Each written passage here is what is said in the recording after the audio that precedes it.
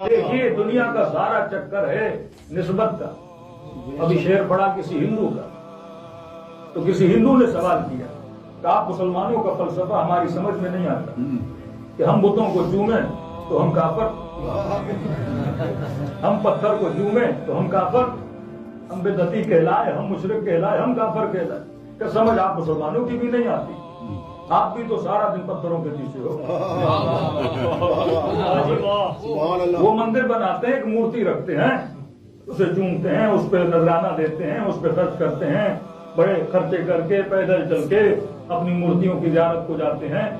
तो आप जो पूरे साल में हज करने जाते हो, मिलियंस ऑफ द पीपल, एक पत्थर का घर है, उसके गेट घूमते रहते हो और कहा हमने अजीब मंजर देखा, इस पत्थर के घर के अतराफ में फिर एक काला पत्थर भी था।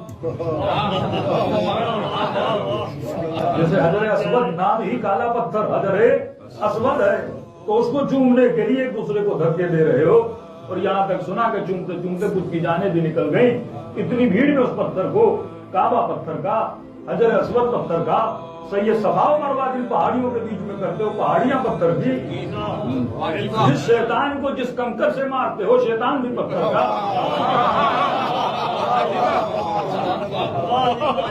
कंकरियां भी पत्थर की, जिस घर को खुदा का घर मानते हो वो पत्थर का, शैतान पत्थर का, सैयद सफा और मरवा पत्थर के दरमियान नबी का जब गुहार देखने जाते हो वो पत्थर का, तो तुम्हारे होंठ पत्थर से हटते ही नहीं।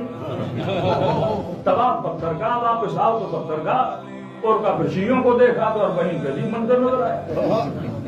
मिलियंस ऑफ द पीपल जा रहे हैं किसकी तरफ? जरी हुसैन की तरफ। का वहां पत्थर था, यहाँ चांदी थी। ये भी तो पत्थर का किस्म है। कोई चांदी को चूम रहा है, कोई दरवाजों को चूम रहा है, कोई गुंबद हुसैन को देख के दुआएं कर रहा है। तो किसी न किसी तरह तुम भी तो पत्थरों में फंसे हुए हो, हम भी पत्थर के बने हुए पत्थरों को चूम रहे हैं। तो फिर देखा मस्जिदों में आए तो सजदाहों पे सजदा, फिर पत्थर पे सजदा, फिर उसी सजदा को चूम रहे हो। कहें तो सारे के सारे पत्थर के पीछे, तो मैं काफर कैसे और तू मुस्लिम कैसे? मुझे बड़ी आसानी से काफर बना दिया और सारे काम खुद करते रहे, लेकिन कहा कि मैं मुसलमान हूँ। अगर मेरे दिल में पत्थर की मोहब्बत है तो तेरे दिल में भी तो पत्थर की मोहब्बत है। काबा भी तो पत्थर का है, सैयद सफा मरवा भी तो पत्थर का है, कब्र हुसैन भी तो पत्थर की है। मैंने कहा मसाला पत्थर का नहीं है, मसाला निस्बत पत्थर का है।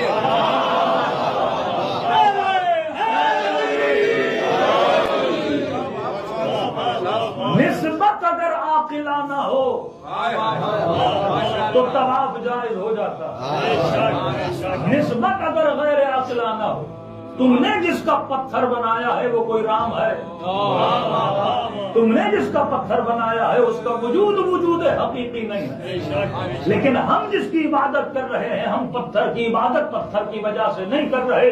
जो खालिक़े पत्थर है उसकी मोहब्बत में तवाफ करने आते हैं, वरना यही चांदी, यही सोना, यही डायमंड तो इन्हीं बाजारों में मिल जाते हैं, उन्हें तो कोई चूमता नहीं है। हम करबला की जरी को क्यों चूमते हैं? क्योंकि जरी की निस्बत हुसैन से पाई जाती है। मामला निस्बतों का था और मुसलमान ही निस्बतों में फंसे रहे। कहा कि मजलिसों से तुम्हें क्या मिलता है, करबला से तुम्हें क्या मिलता है, और वही सवाल करो कि मक्के से तुम्हें क्या मिलता है। हम पर बिदअत का फतवा क्यों लगता है? क्योंकि कहा कि अलम के कपड़े को चूमते हैं और खुद जाते हैं गिलाफ काबा को चूमते हैं। तो गिलाफ काबा की निस्बत खुदा से है, अलम की निस्बत अब्बास से है। मामला निस्बत का है। कुरान की आयत पढ़ रहा हूँ,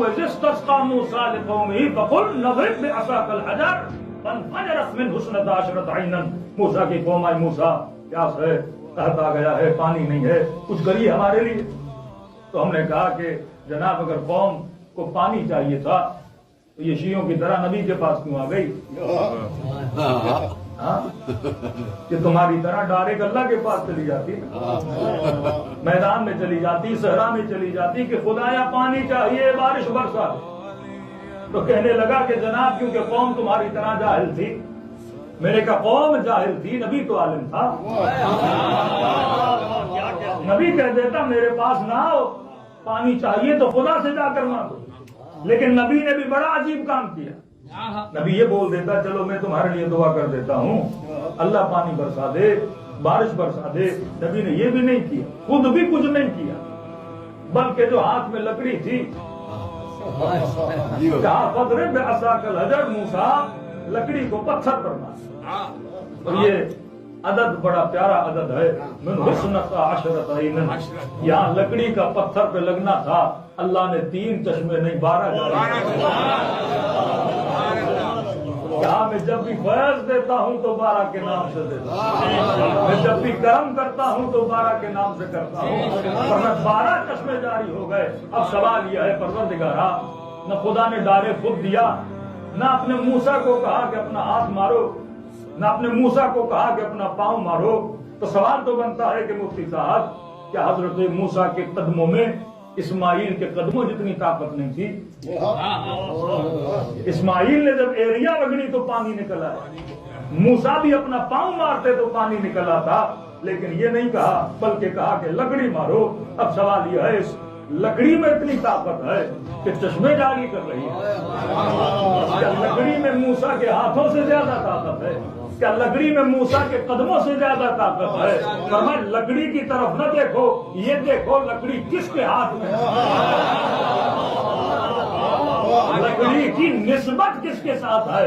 اگر یہ لکڑی زمین پر پڑی رہتی تو معجزے نہ دکھلاتی, جب یہ لکڑی موسیٰ کے ہاتھ میں آئی تو معجزے دکھلائی. تو یہ کمال ید نبوت ہے کہ جب لکڑی کو لگتا ہے تو معجزے دکھلا دیتی ہے. تو میں کہتا ہوں علم کا کپڑا عام کپڑا ہے, علم کی لکڑی عام لکڑی ہے, لیکن جب نسبت عباس سے ہو جاتی ہے تو معجزے دکھلا دیتی ہے.